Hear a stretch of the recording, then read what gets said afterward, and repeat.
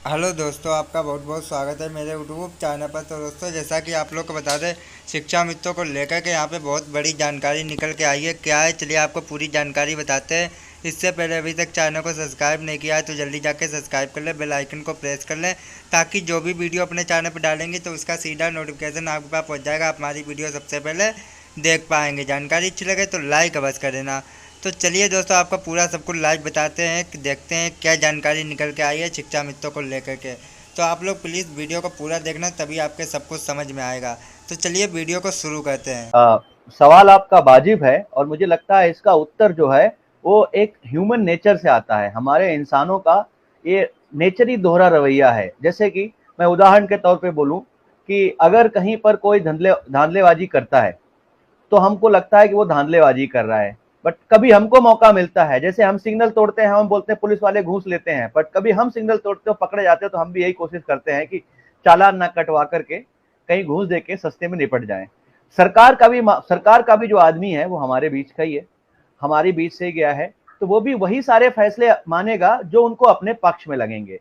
जैसा प्रोफेसर साहब ने कहा कि सरकार को लगा कि ये हमारे लिए वोट बैंक है। हमारे देश की एक बड़ी बड़ी मूलभूत समस्या ये रही है कि यहाँ पर लोग समस्याओं को सॉल्व नहीं करते, हल नहीं करते, उनको बना के रखते हैं ताकि किसी को पकड़ के रखा जाए। तो अगर सरकार इनका वेतन बढ़ा देगी और इनको परमानेंट नियमित कर देगी या इनकी समस्या सॉल्व कर देगी तो उनके लिए मुद्दा खत्म हो जाएगा। ज्यादा ज्यादा क्या करेंगे लोग, एक बार वोट देंगे। अभी सरकार इनको बार बार जो है शिक्षा मित्रों को, अनुदेशकों को चुनाव के टाइम पे कुछ हमारे यहाँ बोलते हैं ना लहरा दे करके, कुछ रेवड़ी दे करके बार बार इनके यहाँ पर अपने अपनी तरफ रुझान ला सकती है। तो सरकार जो है कुछ मुद्दे कभी सॉल्व नहीं करना चाहती, अगर शायद करना चाहती होती तो कर चुकी होती। इनफैक्ट मुझे जो लगता है कि सरकार इनका हल करेगी, लेकिन एक समय पे करेगी। हम लोग कितना भी हल्ला काटें, बीजेपी और कांग्रेस में शायद यही एक मूलभूत अंतर है कि कांग्रेस कुछ मुद्दे सालों साल क्या 50 साल खींच सकती है। बीजेपी कांग्रेस से अलग दिखने के लिए कई बार मुद्दों को टाइमली मैनर में खत्म करने की कोशिश करेगी, बट वो कोशिश कितनी ज्यादा जल्दी होगी, क्या होगा, अभी सरकार का फैसला, मतलब कोर्ट का फैसला आएगा, सुरक्षित रखा हुआ है, उस पर कैसे निर्णय लेंगे, कैसे इंप्लीमेंट करेंगे, ये बहुत सारे सवाल हैं जो फ्यूचर की गर्त में है, जो मतलब बेसिकली हमको इंतजार करना पड़ेगा और देखना पड़ेगा कि सरकार उन विषयों पर कैसे मसला हल करती है। शिक्षा मित्रों और सब बंधुओं से मैं बार बार निवेदन करता रहा हूं कि भाई आत्महत्या जैसी चीज गलत ना सोचें। सरकारी नौकरियां सिर्फ 2% हैं, 98% लोग प्राइवेट जीवन यापन कर रहे हैं। तो भगवान ने जीवन दिया था तब दिया था जब सरकारें नहीं थी, अलग सिस्टम थे, तब भी लोग अपना काम करते थे, जीवन यापन करते थे। और जीवन बहुमूल्य है, उसको जो है एक नौकरी के लिए या एक गूंगी बहरी सरकार जो आपकी बात ना सुन रही हो उसके लिए व्यर्थ ना करें। रही बात लड़ाई की, तो एक तो लड़ाई हम लोग जो है कोर्ट में लड़ ही रहे हैं, इसमें कोई दो राय नहीं, और वो लड़ाई सिर्फ डॉक्टर एपी सिंह या कोई वकील ही लड़ सकता है, आप उसमें कुछ नहीं कर सकते। आपको एक दूसरी लड़ाई लड़नी होगी, जो आपके बीच अलग अलग विभिन्न संगठन है, पहले तो उनको एकजुट होना पड़ेगा। आपको ये भी समझना पड़ेगा कि आपने जो है एक नेताओं से, सरकार में भी नेता बैठे, उनसे लड़ने के लिए आपको दूसरा कोई नेता नहीं चाहिए, आपको एकजुटता चाहिए।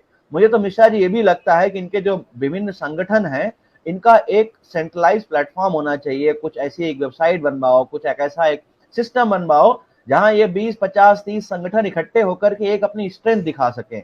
सिर्फ चैनल के माध्यम से ही नहीं, हमको जो है अपनी एकजुटता जो है, प्रजातंत्र में सिर्फ प्रजा की सुनी जाती है। जब तक आप प्रजा नहीं बनोगे, जब तक आप जो है एक एकजुटता नहीं दिखाओगे, एक नंबर नहीं दिखाओगे सरकार को, तब तक सरकार आपकी काहे सुने। आप चिल्लाते रहो, आप सरकार ने ये किया, सरकार ने वो किया। सरकार के पास 17 करोड़ लोग हैं उत्तर प्रदेश में, 18-20 करोड़ लोग उत्तर प्रदेश में, उसमें अगर 5,000 लोग कुछ कहते भी हैं तो क्या फर्क पड़ता है।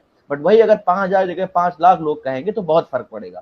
तो आपको अपनी एकजुटता दिखानी पड़ेगी, और एकजुटता दिखाने के लिए आपको आपसी मतभेद बुला करके एक कॉमन प्लेटफॉर्म, कॉमन एजेंडा के साथ बात करनी पड़ेगी, दोहरी लड़ाई लड़नी पड़ेगी। एक तरफा लड़ाई से, एक तरफ सिर्फ कोर्ट की लड़ाई से काम नहीं चलेगा।